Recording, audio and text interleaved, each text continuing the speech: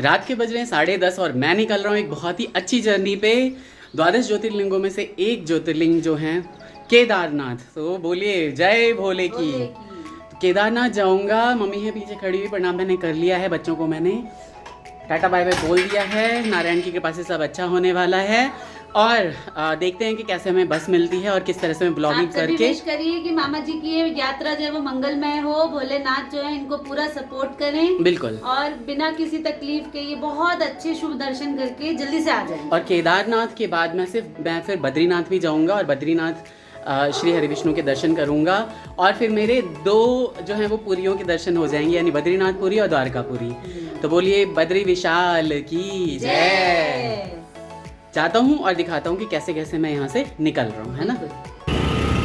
बहुत ही नसीब से मुझे यहाँ पे लिफ्ट मिल गई है। 10:30 के ऊपर हो रहे हैं, कोई लिफ्ट नहीं दे रहा था, रिक्शे नहीं चल रहे थे। एक बहुत ही अच्छी लेडी यहाँ पे आई है जिन्होंने मुझे लिफ्ट दिया है।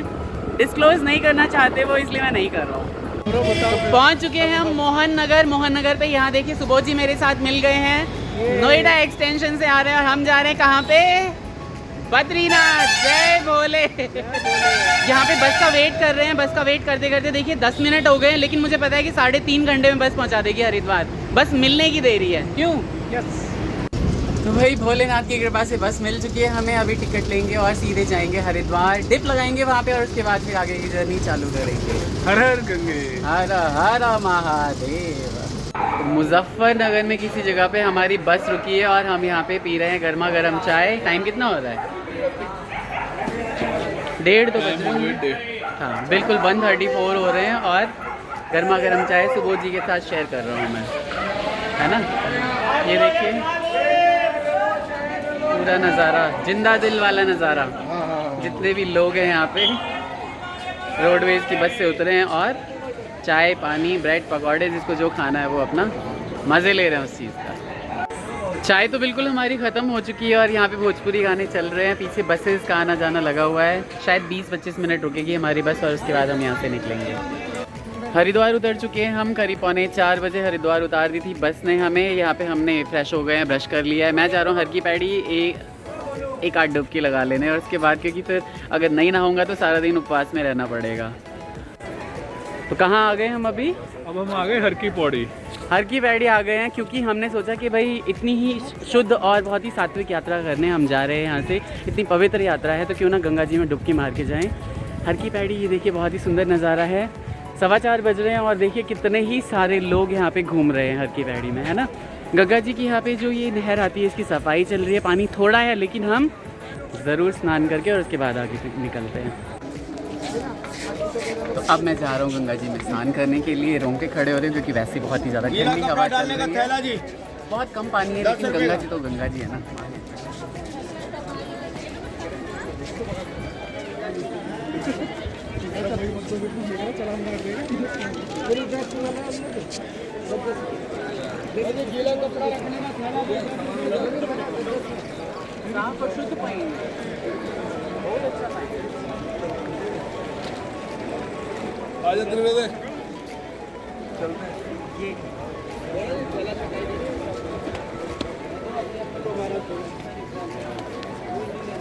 लो भाई, गीले कपड़े डालने के लिए थैला भाई 10 रुपए का। तेज धारा है भाई, बैठने के लिए पन्नी भाई, दो बैठने के लिए पन्नी, गीला कपड़ा रखने का थैला।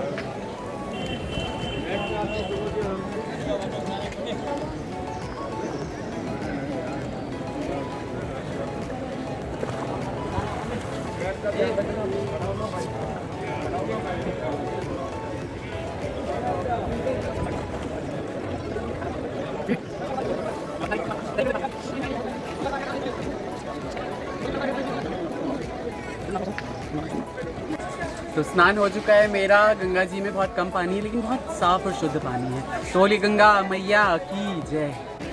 मेरी बारी यहाँ पे हो चुकी है, नहा चुका हूँ मैं। पीछे अब देखिए ज़रा सुबोध जी जो हैं वो जा रहे हैं अब नहाने के लिए गंगा जी। कम पानी है, हाँ बिल्कुल कम पानी है लेकिन बहुत ही अच्छा लग रहा है नहाने में। आराम से आराम से बहुत आराम से बहुत बढ़िया बहुत बढ़िया। हाँ बस गंगा मैया की जय। ऐसे नहीं अच्छे से कहीं रहेंगे। हाँ हाँ नहीं पता चल कोई बात नहीं। तो भाई कम पानी होने की वजह से जितने भी श्रद्धालु यहाँ आ रहे हैं हर की पैड़ी पे, उन्हें बहुत ही ज़्यादा निराशा का सामना करना पड़ रहा है। बहुत ही ज़्यादा कम पानी है। हम सुना ही करते थे कि भाई इसकी सफाई होती है सालों में एक बार, एक साल में एक बार, लेकिन अनफॉर्चुनेटली मतलब सफाई अभी हो रही है जब हम आए हैं और हम केदारनाथ के दर्शन करने जा रहे हैं। उसके बाद तब सफाई हो रही है और बिल्कुल ही पानी नहीं है। लेकिन सुबोध जी देखिए फिर भी मज़े मार रहे हैं उधर। ये देखिए बहुत ही अच्छे तरीके से। चलो फाइनली उन्होंने डुबकी जो है वो लगा ली। कैसा लगा गंगा मैया में डुबकी लगा के? एकदम रिफ्रेश हो गए, मजा आ है गया ना। ये कह रहे थे कि भाई मुझे नहीं जाना हर की पैड़ी। मैंने कहा नहीं, हर की पैड़ी जाते हैं और नहा के आते हैं। गंगा जी के सुंदर तट पे यहाँ पे देखिए कितनी ही सुंदर जो है ये तिलक लगा दी है। तिलक लगाने से पूरा ललाट जो है ना वो बहुत ही चमक जाता है। ऐसा लगता है जैसे कहीं से कोई ब्लेसिंग्स जो है वो आपके पास आ गई हैं। और यहाँ पे गंगा जी के तट पे बैठ के मैं सोच रहा हूँ कि यहाँ पे एक बार जो है वो दामोदर अष्टकम का पाठ तो ज़रूर करूँ। कार्तिक के महीने में तो वैसे भी गंगा जी नहाने का बहुत ही ज़्यादा महत्व है। पूरा कार्तिक का महीना बहुत ही ज़्यादा शुभ होता है। आप किसी भी नदी में स्नान करते हैं तो मैंने पहले भी बताया था कि वो गंगा जी के स्नान का ही फल मिलता है उसमें।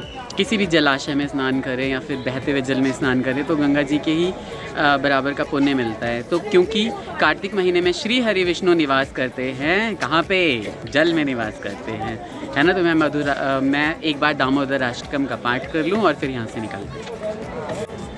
कोई रिस्क ना लेते हुए सुबोध जी ने जो है कपड़े वही वाले डाल लिए हैं कि भाई आगे जो है वो बहुत ज़्यादा कपड़े जो है चेंज करने की ज़रूरत पड़ेगी। अंदर के कपड़े बदल लिए हैं, बस ऊपर वही सारी चीज़ें डाल ली हैं। मैंने बदल लिया है सब कुछ, मैं बहुत सारे क्योंकि ढेर सारे कपड़े भर के लाया हूँ। हम अपने घरों में ही बैठे रह जाते हैं और आप ये देखिए कि पूरी दुनिया यहाँ पे गंगा जी के घाटों पे आ चुकी होती है। सुबह सुबह 5:30 का टाइम हो रहा है ये, और हम तो नहा धो के अब निकल रहे हैं केदारनाथ की तरफ, जहाँ पे हमें सोनप्रयाग की बस लेनी है। आप देखिए कि नहर में बहुत ही कम पानी है, मतलब हर की पैड़ी में बहुत कम पानी है। और इधर की तरफ देखिए कि सारे लोग यहाँ पे जमा हो रहे हैं। बहुत ही अच्छे से यहाँ पे गंगा माता की जो है वो आरती चलने वाली है। लेकिन क्योंकि जयकारा लगाते लगाते घंटा हो गया, आरती अभी तक नहीं शुरू हुई है, तो हम यहाँ से निकलें क्योंकि बस जो है वो लेट हो जाएगी नहीं तो। ये सुंदर नज़ारा हर की पैड़ी का, लेकिन पानी कम है इसलिए थोड़ा सा अजीब लग रहा है। आप देखिए कि बहुत ही कम पानी, इतना कम पानी मैंने सेकंड टाइम देखा है यहाँ पे। एक बार हम देहरादून से आ रहे थे तो हमारा मन था नहाने का, लेकिन हम तब नहा नहीं पाए थे इसीलिए, क्योंकि पूरी सूख चुकी थी। यहाँ पे अभी थोड़ा बहुत पानी फिर भी है और स्नान हमने बहुत अच्छे से किया। सुबह सुबह 5:30 बजे आप देखिए कितनी सुंदर मार्केट यहाँ पे पूरी सजी हुई है ना। बहुत ही सारे लोग अभी भी आ रहे हैं स्नान करने के लिए। आरती होने के बाद स्नान करेंगे हर की पैड़ी पर। जब तक आरती होती है तब तक स्नान करना मना होता है। रिक्शा ले लिया है हमने, बिल्कुल भी लाइट नहीं है। रिक्शा ले लिया है हमने और हम निकल पड़े हैं अब बस की तलाश में। कहाँ के लिए? सोनप्रयाग के लिए। क्यों सुबोध जी? बिल्कुल। पवित्र तीर्थ केदारनाथ के दर्शन करने के लिए हम बस में बैठ चुके हैं। नाश्ता कर लिया है हमने, नहाने धोने के बाद कुछ खाया नहीं था, बस ही नहीं मिल रही थी भाई लोगों। हमने गलती क्या थी, आप लोग ये गलती बिल्कुल ना करें। जब भी यहाँ पे आए तो सबसे पहले आप टिकट कटवा लें और उसके बाद उस पर्टिकुलर बस का टाइम पता कर लें, तब आपको कहीं जाना हो। जैसे हम हर की पौड़ी चले गए थे, हमने सोचा चलो बहुत सारी बसें खड़ी हैं और किसी ना किसी बस में तो हम आ ही जाएंगे, है ना। लेकिन ऐसा हो नहीं पाया, पता नहीं यहाँ पे अच्छा नहीं आ रहा है कुछ। हाँ आप ठीक है ना, सारी इन्फॉर्मेशन देता रहूँगा आपको पूरे रास्ते में। बस से जा रहे हैं इसलिए जो भी पंचप्रयाग आएंगे उसके तो हम दर्शन नहीं कर सकते हैं, लेकिन फिर भी इन्फॉर्मेशन देने की कोशिश करता रहूँगा बीच बीच में। क्यों सुबोध जी? नाश्ता कैसा लगा? बहुत ही भर भर के ड्राई फ्रूट लाए हैं मेरे लिए। बस पूरी भरी हुई है खचाखच, सभी लोगों में पूरा जोश है केदारनाथ महाराज के दर्शन करने का। तो बोलिए हर हर महादेव। बहुत बढ़िया, बस चल चुकी है हरिद्वार से।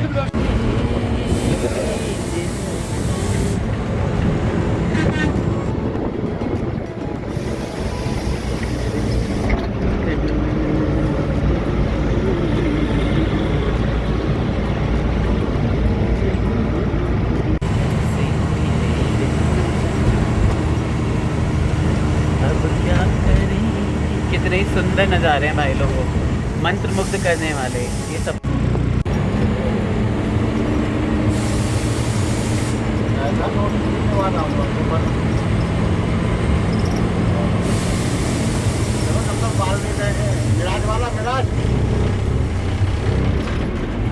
अच्छा ऐसा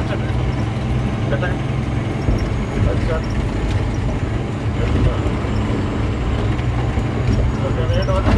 बहुत ही खतरनाक सा लैंडस्लाइड देखिए आप लोग, बहुत ही खतरनाक। इधर भी ये जगह जगह लैंडस्लाइड दिख रहे हैं। इस बार बहुत बारिश हुई, बहुत लैंडस्लाइड हो रखा है हर जगह।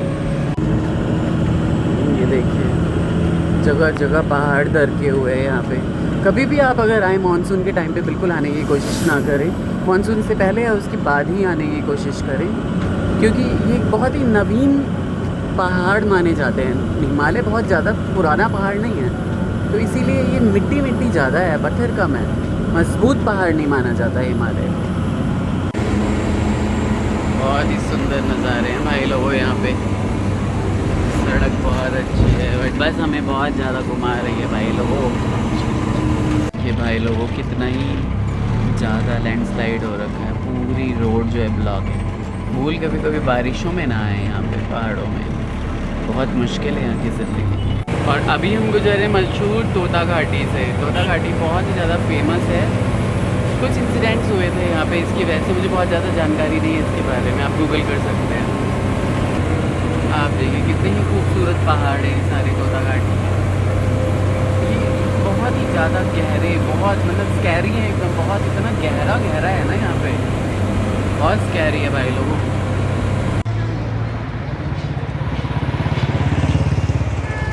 पूरा पहाड़।